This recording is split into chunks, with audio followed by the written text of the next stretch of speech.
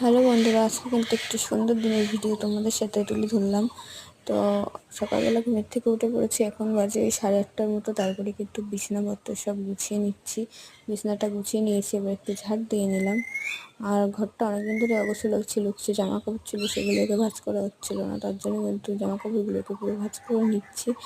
আর বাইরে কিন্তু অনেকই ঠান্ডা, তার জন্য এই 8:30টার মতো যখন বাজে তখনই ঘুমের থেকে উঠেছি। আজকে একটু দেরি করে ঘুমের থেকে উঠেছি,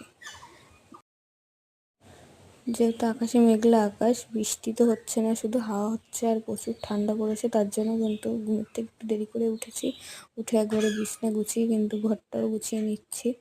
আর আমার ভিডিও তোমার কেমন লাগে অবশ্যই কিন্তু কমেন্টে বলবে এবং সাবস্ক্রাইব করে আমার পাশে থেকো।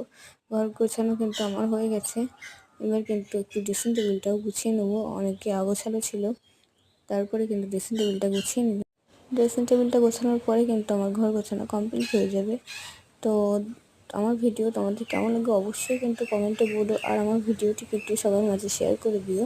আর আমার পাশে থেকে আমাকে অনেক অনেক সাপোর্ট করো, যাতে আমি আরও বড় হতে পারি তোমাদের আশীর্বাদে।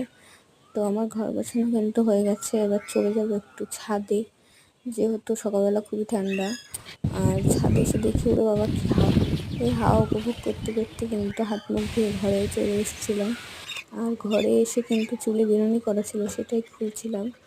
আর আজকে কিন্তু একটু ভালো লাগছে না, শরীরটা অনেকই খারাপ। তারপরে কিন্তু মাথাটা আসলে ফ্রেশ হয়ে মুখে একটু ক্রিম লাগিয়ে আজকের ভিডিওটি এই পর্যন্ত। কেমন লাগলো অবশ্যই কিন্তু কমেন্টে বলো।